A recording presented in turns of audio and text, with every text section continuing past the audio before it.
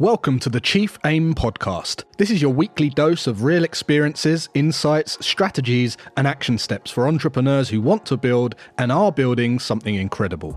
Welcome back to the Chief Aim podcast. My name is Sebastian Bates. Jason Graystone. And today we've got another episode following on from our last one in this series where we're talking about the various levels or elements to basically get attention to your business, convert it through leads into sales. The last episode we did was about leads with the one and only lead ninja, Daniel Priestley. Let's get that clip on this one more time.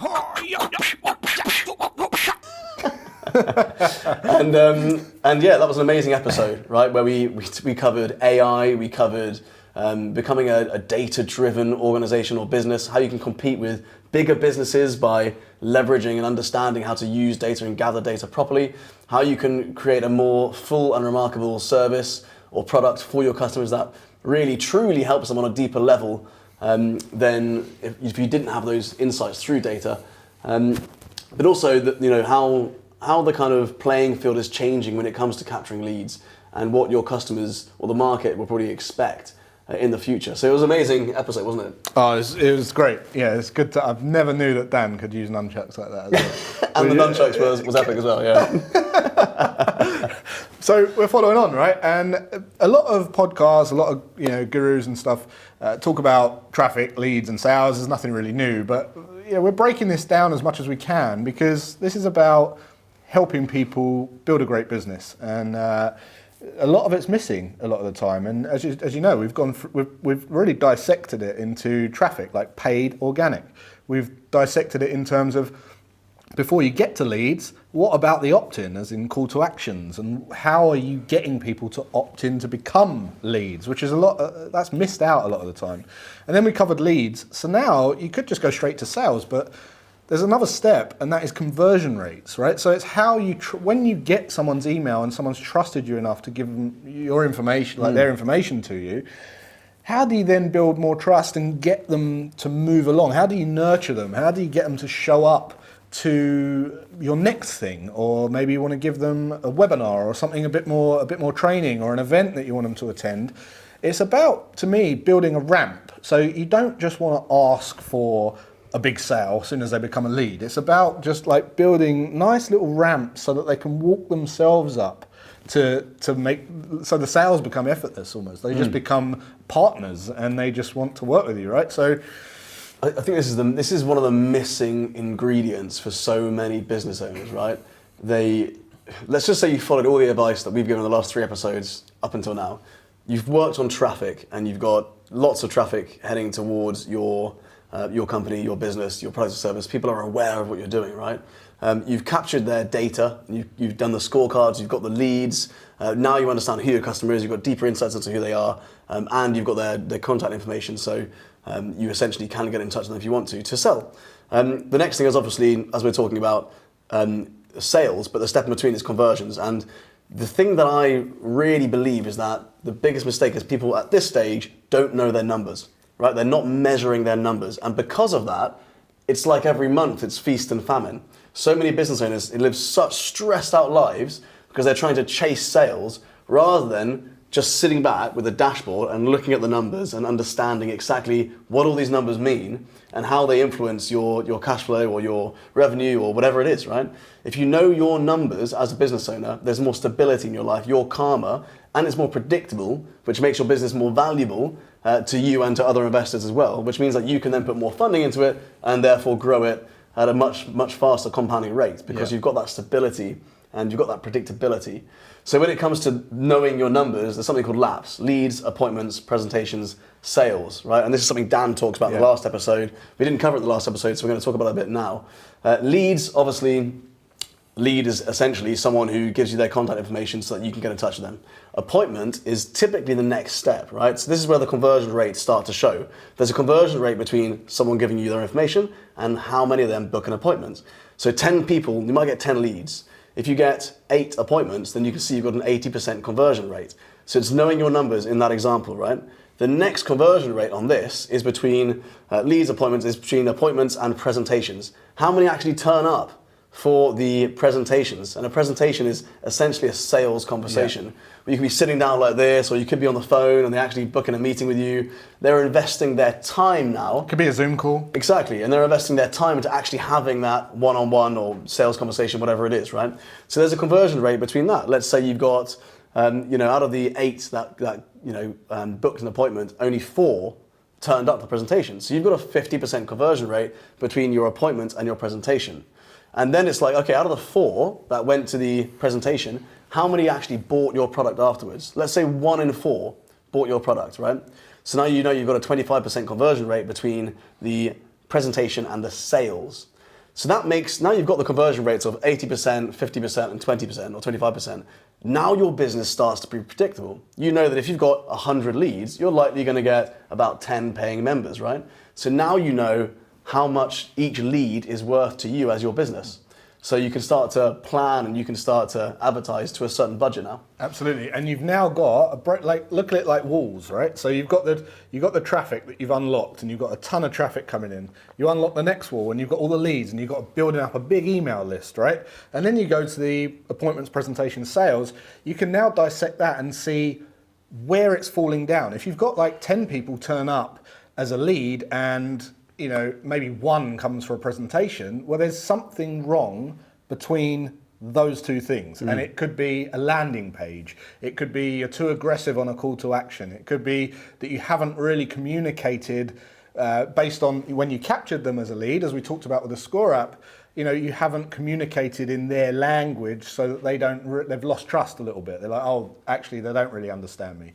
Or the messaging. It could be the coloring, the branding. Like it could be anything, but you can now know that is a low or high conversion, right? So now you can start going, well, let's change this, let's tweak this, let's refine the messaging here, let's make the landing page a little bit more tailored to the person's needs. And then guess what? That wall starts coming down, and you go, right, everyone's showing up for the appointments now, but I'm not making the sales. Like, what's wrong with the messaging? So you can logically see it for what it is, right? And this is the mistake business owners make, right? So they'll focus on how many leads they get and how many sales they get. They won't look at all these little steps in between. When Jason talks about the ramp, that ramp is there to give you an understanding of your numbers and stability, and also to guide people along in a really gentle, confident way. Yeah. I think if you just focus on leads and you just focus on sales, you've got 10 leads in 1 sale, okay, cool. So you've got a 10% conversion rate. That's a very, very basic way of looking at it. The problem with that then is when you try and improve something, let's say you improve the landing page as well as 5 other things, you give more training to your team, you change, whatever it is, the coffee you give to the customers when they come in, you change some of your adverts, whatever it is, right, that you might change, you don't know what's actually worked. Yeah. Because then suddenly you've gone from 10 leads and 1 sale to 10 leads and 2 sales. But it could be that actually one of the changes was harmful, one of them was really good, and it kind of outweighed it. Yeah. But if you know the conversion rates, it's like, right, the conversion rate from lead to booking an appointment is 50%, and you make a small change to landing pages, the follow-up email, or the conversation on the phone, and suddenly you get twice as many people. You know now that it's having a direct impact, so you can keep that change. And you can make several changes at the different stages of this whole lapse flow, which then improves your business, and you know why it's improved your business and where it's coming from. So when I say know your numbers as a business owner, this is where it's so important, because you need to know that the changes you're making are actually making an impact and actually helping your business grow. This is a quick shout out to the sponsor of this show, Shield, who help us deliver this podcast, along with all the social media that goes with it to help us get it out to more people, which leaves us to focus on just creating more great conversations. If you want to start, delegate, or optimize your social media or podcast, or if you want to build your very own online course or program, get in touch with the team at shieldglobal.io. Yeah, you're right. Entrepreneurs, they change things too quickly. I call it a thermostat analogy. Like when people are like, oh, I just turn the heating on, and they whack it up to 30. It's too hot. It's too cold. It's too hot. No, turn it down to 5. And what it's about, really, the industry temperature is 21.5 degrees, and the reason it's 21.5 degrees is because you can sit people in an office doing, just sitting at a desk, and they won't get cold. And you can have people in a workshop doing physical work and they won't get too hot, right? But everyone's got a different temperature, preference, slightly within that band. It's about tweaking half a degree until you're comfortable, right? And being patient with it and measuring it, yeah. Not doing too much at once. It's like, let's find what's working, fine tune, fine tweak until then you see the result. Like then it's like you strike it. It's you can do lots of changes at once if it's at different stages that you're measuring, right? So you can change the front end and you can change the sales call because you're measuring two different conversion rates. But if you make lots of changes which are only measured by one single conversion rate, that's where the problem comes in. And most people measure sales, but it's just sales. Leads coming in and sales. That's it. Where's the sales? I've got all these followers. Where's the sales? Now for me, with sort of 4,000 customers a week, and we're in 4 or 5 different countries right now, and there's 50 staff all doing different things all the time. It's really important for me to have a set of metrics where I can understand if somewhere's doing okay, or somewhere's not doing okay, somewhere needs more support, needs more help. We have a set standard of metrics where we know this is the gold standard of conversion rates between each of the laps, right? This is what we expect. And so we send a new team into a new city, that's what we kind of expect, that's our benchmark. But you don't have a benchmark unless you've studied the numbers. And then when you bring on a new salesperson or a new admin or whatever it is, you know what they need to aim towards. So then it influences your hiring as well. When your business starts growing, it influences the way in which you hire people, the targets you set them. Otherwise, you're just kind of shooting into the wind. You don't really have a clue about who you can hire, the targets they should aim for, and the performance they're doing. Yeah. So here's a really good tip. That's something I've done that's worked tremendously well. When it comes to conversions, based on your leads, understand who your leads are and what their problems are, and then homework for this session, like literally go out and whatever your service is made up of, the categories, so it might be mindset, it might be diet and nutrition, and it might be exercise, right? If you're a fitness person. And tailor some videos and some presentations speaking directly to someone who struggles with mindset, someone who struggles with their nutrition, and someone who struggles with their exercise, right? Or accountability or whatever it might be. And start divvying up your presentations to people with those specific problems before you offer the sale. And I promise you, they'll feel more understood. They'll convert into sales much easier. I promise you, you'll convert more people that way because they just feel like you've got the product that they need because you've spoke to them with the specific problem that they've got. So if you've got a general webinar right now or a general ebook or download, don't give them the whole thing. I know it's tempting. It's tempting. Everyone wants to just do their video and they're so amazed with their video and they put it out and they want to show everyone. Don't. Just segregate it, or at least do a separate intro for it. So it's like, when you type into Google, it's like, do you struggle with mindset? Just do an alternative intro to the thing at least.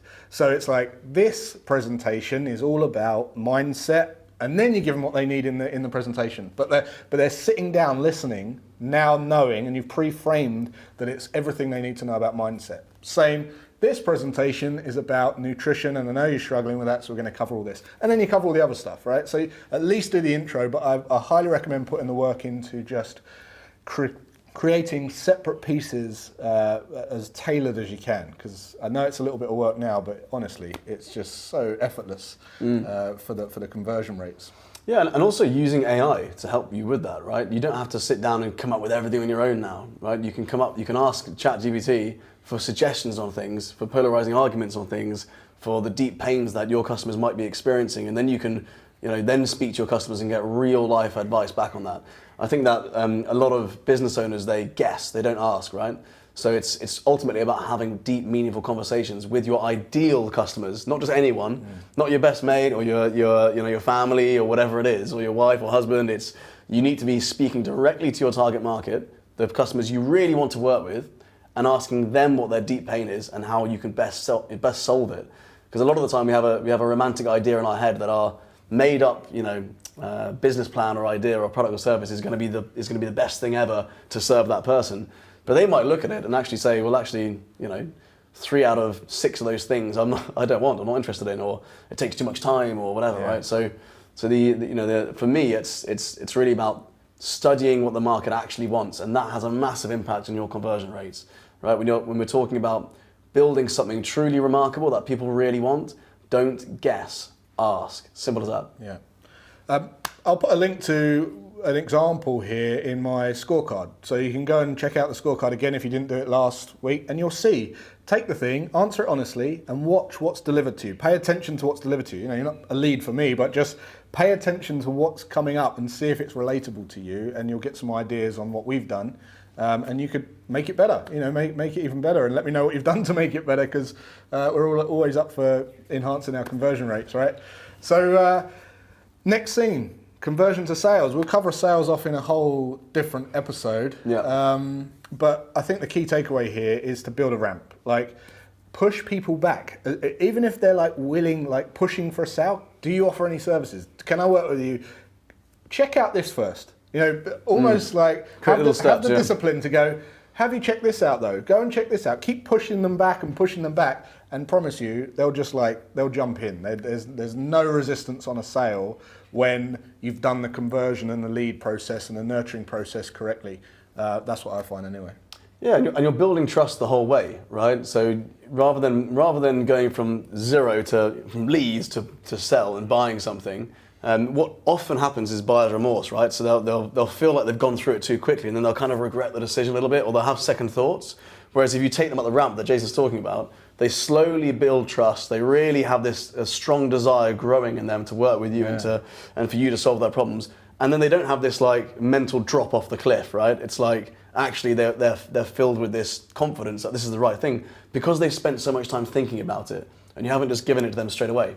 And they've spent so much time with you. Yeah. That's a really important thing. Like I've numerous times, if I want to learn something, I go on YouTube and I find someone and I resonate with them and I think, wow, they're awesome. You know, they give a lot of value. I spend hours with them and then I just figure out how I can work with them. Like I've employed so many people from YouTube to just be my coach in certain things, you know, and it's just, it's incredible. Like you're willing to just pay for whatever they've got because you've spent 2 hours, 3 hours, 5 hours with them. You just think you're the only person I want to work with. Like you're the only person. That's the power of video content, right? Like we said in the last episode, picture says 1,000 words, video says 1,000 pictures. So it's all about getting video content out there. Absolutely. Anything else to add on that one? Might be a little bit of a shorter episode, but I think that's we'll go into sales quite heavily. Yeah, I think sales is quite a big topic, isn't it? I think we're primarily talking about conversion rates here. So just all I would say is just study the numbers, right? Just study the numbers. Don't make any changes unless you know that you can measure the outcome of those changes. You know, if you do too many changes at once, like I said, it's going to confuse things and you won't know what's working or what's not working. So you just study the numbers, step back from your business, have a system built in place to actually study those numbers so that you can have more confidence, you can have more predictability in where your business is going and you know how you can grow it, how it can compound. Amazing. Hope you got value from that as always. If you've got any tips and tricks, please share them in the comments and we'll all grow together. And until next time, have a great rest of your day and we'll catch you then. If you're enjoying these podcasts, be sure to subscribe so you never miss an episode. And if you're really getting value from these, we'd really love it if you could let us know on our review page. We'll see you next week.